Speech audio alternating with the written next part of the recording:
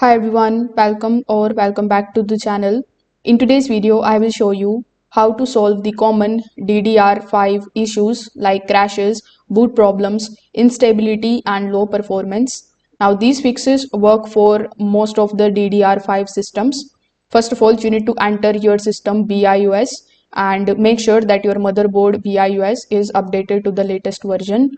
The old BIOS versions are the biggest causes of the DDR5 instability.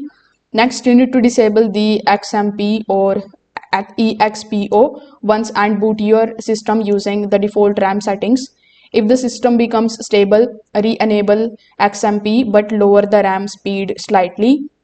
Now check that your RAM kit is supported by your motherboard by matching it with the memory compatibility list. The unsupported kits can cause random crashes. Afterwards, reseat your RAM sticks properly and use the correct slots recommended by the motherboard manual.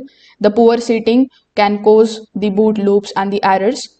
Finally, you can make sure that the CPU memory controller can handle the high DDR5 speeds. Sometimes running slightly lower frequency gives much better stability.